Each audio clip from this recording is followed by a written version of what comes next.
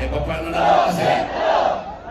Isa naman kasama ko doon sa bulwagan sa Senado, bigla na lang nagsalita. Sometimes, you have to bend the law.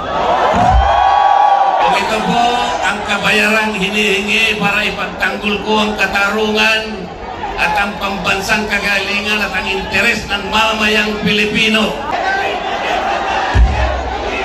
Sana man lang. We are one. We are one.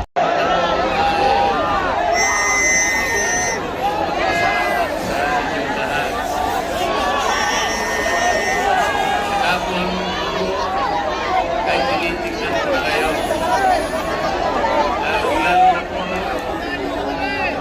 galing pa sa malalayong lugar. Pero nakita nasa panig ng katandaan, magulang, kahit na po ang lakas, buhos ng ulan, walang tumitina, walang umuwi, lalo na po nagpapahayag po kayo ng ating pagkakaisa, ang ating hinahanap na katarungan, hinahanap nating katotohanan, transparency, at accountability. Salamat po sa lahat ng mga kapatid sa Iglesia ni Cristo.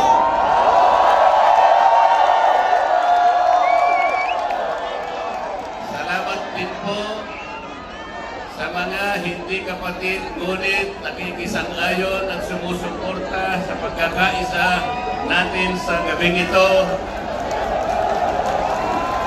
Ang iba po ay mga kakilala ko, yung iba po ay hindi magkakilala, ngunit nagpahayag po sila ng pagsuporta at pagmamahal sa ating bansa at sa ginagawa natin ngayon. Hindi na nga po sana ako pupunta dito. Kasi baka akalain po nung iba, ako pa po yung nag-i-instigate, hindi po. Ang palagi ko pong ginagawa, kagaya ng palagi kong sinasabi, ay kailangan maipakita natin kung ano ang tunay at tapat na paglilingkod ng isang public servant sa pamahalaan. Gusto ko pong gamitin ang aking sarili na isang mabuting halimbawa kung paano ang isang public official ay tumupad ng kanyang tungkulin dahil sa pinagtiwalaan ng mga tao para sila ay paglingkuran. Hindi ko po alam kung paano ko kayo pasasalamatan sa tuwing nababanggit ang aking pangalan na sinusuportahan po ninyo ang aking ginagawa para sa ating bansa.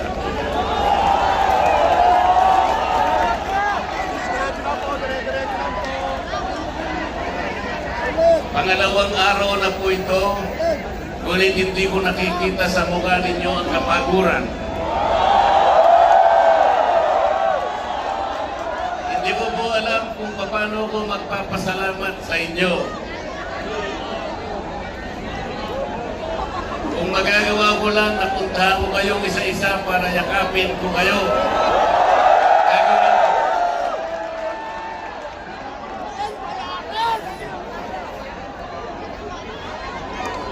Naisip ko nga, magdadala na lang ako ng hopya.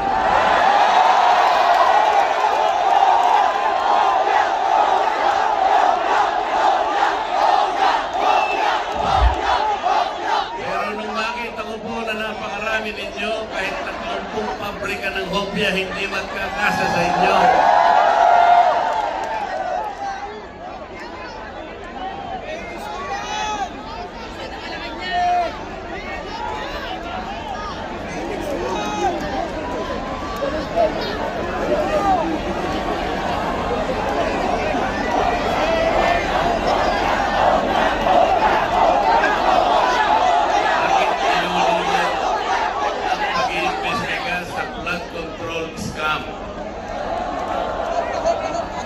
Bakit si Marcoleta ang ikukulong, kayong ang mandarambo?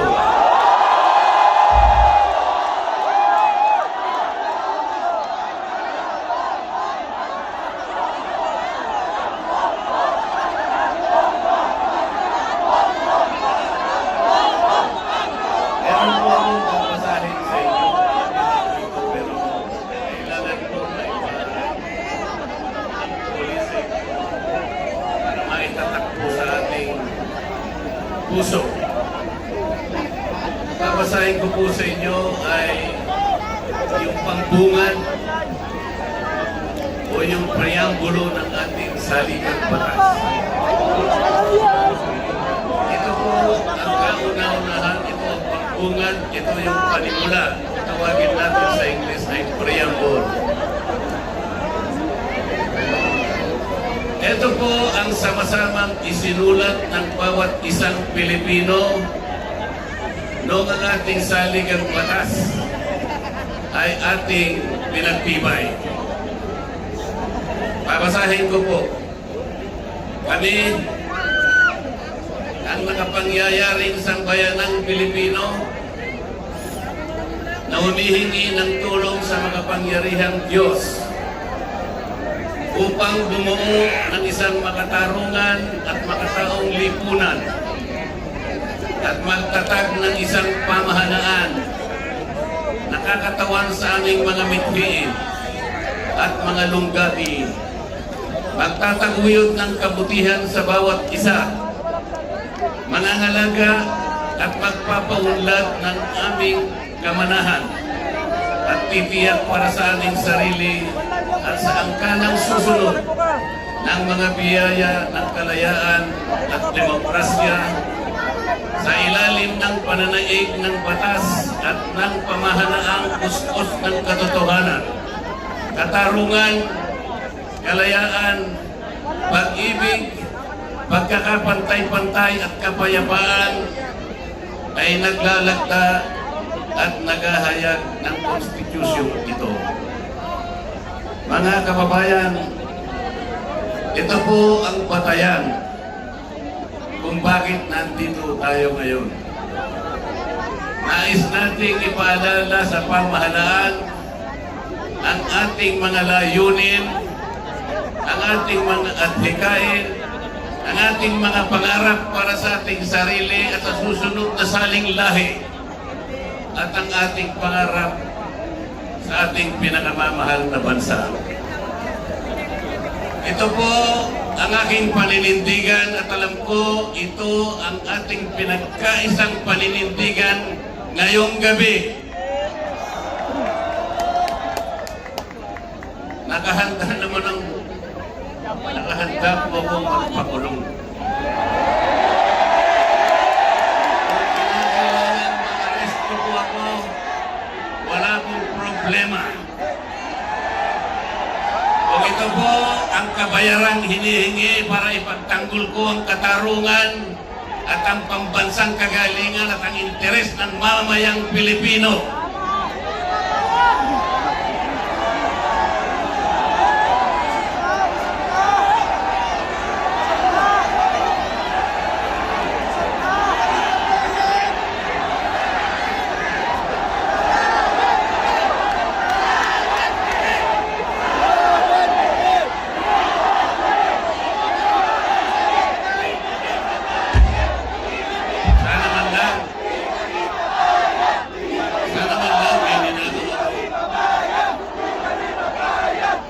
Sana man lang kasama ko sa mga mandarambong.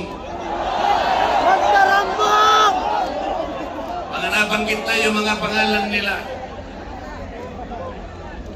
Ang isa ay si Martin Romualdez. Pinagdalhan ng mali-maliit ang pera.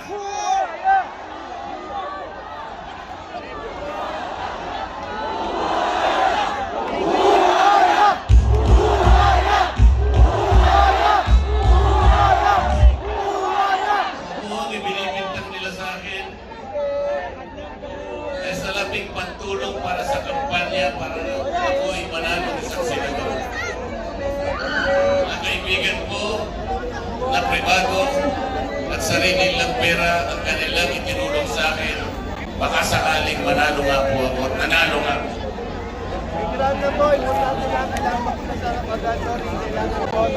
Hindi ko na po ipaliliwanag ng technicality kung paano nila inimbento ang isang gawa-gawang asunto laban sa akin. Tingnan po ninyo kung sino pa yung nagtatanggol at tumutulong para sa ganon, matukoy natin kung sino ang may kagagawan ng pinakamalawak, pinakagarapal na pandarambong sa kabambayan, eh siya pa ang inaasunto at siya pa ang pinagbabalakang arestuhin. Hindi ba katungkulan ng ombudsman ang sila ang humanap, umusig at parusahan ang lahat ng may kagagawan nito? Bakit ang ombudsman ang nagagalit sa akin? Hindi ba dapat tulungan pa nila ako? Sapagkat iisa ang layunin namin. Ginawa po nilang politika ang lahat ng ito. Ang mga asunto po na sinampa laban sa akin ay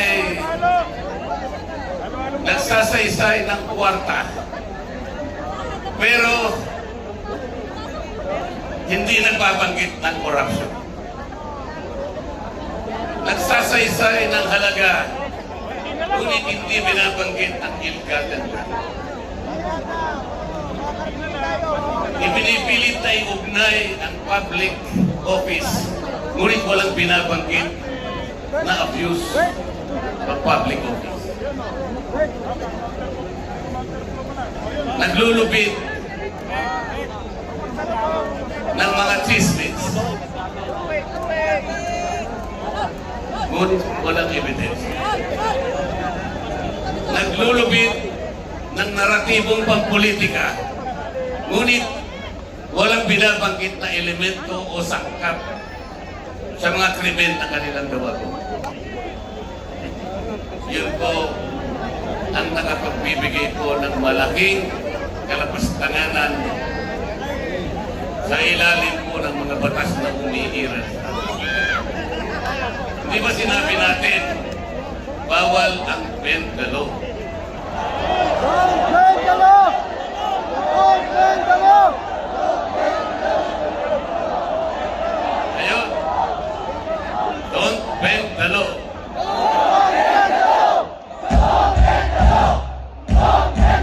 Eh, paano naman kasi? Isa naman kasama ko doon sa bulwagan sa Senado, bigla na lang nagsalita. Sometimes you have to bend the law to be able to please the people. Ilabas si Tulfo!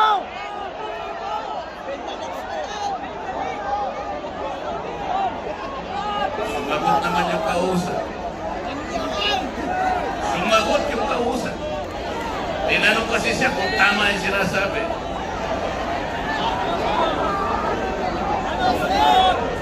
Sabi niya, yes sir.